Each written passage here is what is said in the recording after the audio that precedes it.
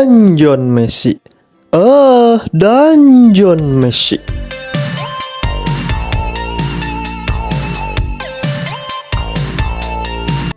Akhirnya gue selesai nonton episode 13 sampai 24 anime Dungeon Messi. Gue enjoy dan menikmati banget nonton anime ini. Sebuah pengalaman yang menyenangkan nonton anime ini, karena makin kesini makin bagus dan lucu. Baru juga berkumpul lagi sama si Valin, malah harus berpisah lagi gara-gara si Dark Elf itu sih. Tapi ternyata si Dark Elf yang si Laios lihat di dalam lukisan itu ternyata adalah penyihir gila yang sering disebut di anime ini, yang namanya adalah Tistel. Dan dialah penguasa dungeon yang bisa mengendalikan berbagai monster. Dan si Valin juga ikut dikendalikan sama dia. Malah diubah lagi bentuknya. Jadi badan bagian bawahnya tuh naga merah, terus bagian atasnya kayak burung gitu, ada sayapnya. Dan lu tahu reaksi Laios saat ngeliat Valin yang bentuknya kayak gitu? Ya, dia malah bilang kalau bentukan Valin itu keren. Ya udah nggak aneh sih, namanya juga si Laios. Tapi sebenarnya gue setuju juga sih sama si Laios, karena bentukan si Valin emang keren desainnya. Emang sangat mengagumi dan memahami monster banget ya si Laios ini. Walaupun terkadang kelihatannya kayak orang sengklek, tapi gue suka saat ngelihat Laios yang menjelaskan berbagai macam monster. Dan ini berguna banget karena pengetahuan adalah senjata. Gue mau bahas sedikit soal animasinya.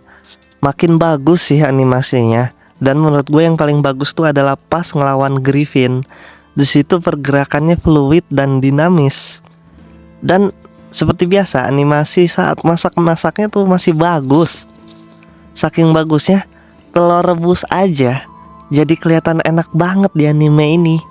Nih lihat, telur rebus yang seksi ini. Selanjutnya, gue mau bahas soal komedinya. Makin lucu aja sih komedi di anime ini. Ada banyak banget sih, tapi gue akan kasih tau beberapa yang bikin gue ngakak. Pertama, Laios yang selalu bersemangat untuk makan monster yang aneh-aneh. Sasuga, rival sejati Dede Inouen.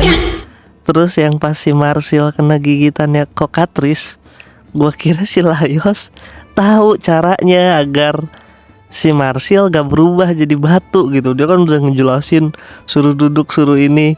Ternyata cuma buat posisinya biar seimbang aja pas berubah jadi batu. Dan gara-gara itu si Marsil malah posenya jadi kocak gara-gara si Laios. Terus coba jelasin gimana ceritanya baju kayak gini bisa ada di anime ini. Ini kan baju yang modern banget, yang cuma ada di fashion show.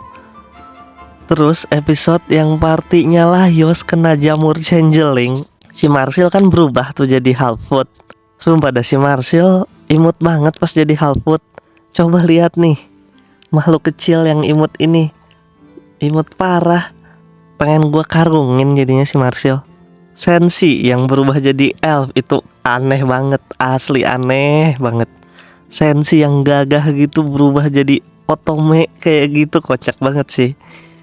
Si Izutsumi yang berubah jadi anjing dengan ekspresi yang kayak gitu. Dan yang paling lucu menurut gue adalah pas si Marsil meniru gerakan familiar yang dia buat. Itu gue ngakak banget sih. Akhirnya si Shuro muncul juga, dan dia suka banget emang sama si Valin. Sampai seputus asa gitu dia nyari si Valin. Kurang makan, kurang istirahat. Dan setelah dia tahu semuanya tentang apa yang dialami si Valin yang berubah, Shuro itu kesel banget ke si Laios dan sampai baku hantam mereka berdua. Ya gue juga kalau jadi si Shuro bakalan kesel sama si Laios. Dan munculnya party si Kabru yang biasanya mati mulu tuh. Kita lihat dari episode 1 sampai 12 mati mulu tuh, kayaknya payah banget. Tapi semakin lama gue semakin curiga sama si Kabru nih. Ada yang aneh sama nih orang.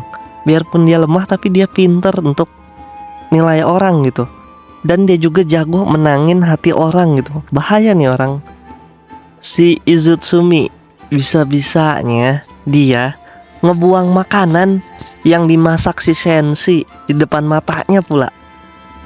Baru kali ini gue lihat si Senshi marah gara-gara itu.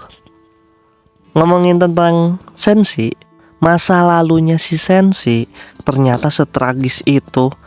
Pantes pas ngedengar kata Griffin langsung ketakutan si Senshi. Tapi dengan wajah tanpa dosanya, si Laios bilang ke si Senshi, kenapa gak coba makan aja tuh Griffin.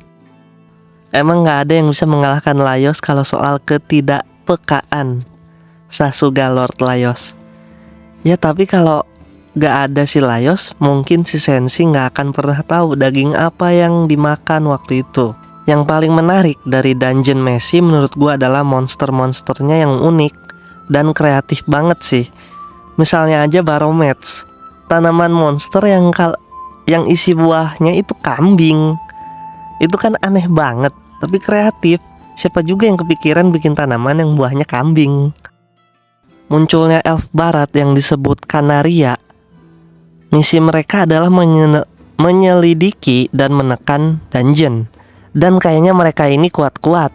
Ini yang membuat gue penasaran dengan cerita selanjutnya. Ditambah gue juga penasaran gimana ceritanya si Laios bisa ngalahin si Tistel, si penyihir gila, untuk menyelamatkan Valin. Cara yang dibilang si Senshi untuk mengembalikan si Valin dengan cara memakan bagian naganya, emang itu cara yang brutal. Tapi mungkin ini cara terbaik yang bisa mereka coba. Inilah yang membuat gue semakin suka sama anime ini, karena penyelesaian masalahnya tuh unik dan gak kepikiran sama gue. Oke lah, segitu aja pengalaman gue, cerita gue tentang nonton anime Dungeon Meshi. Kalau lu suka videonya ya di like. Kalau lu ingin melihat video gue yang lain dan kelanjutan video gue yang lain, ya di subscribe. Dan menurut lu gimana nih anime Dungeon Meshi? Apa pendapat lu tentang anime Dungeon Meshi? Silahkan komen di kolom komentar. Bye.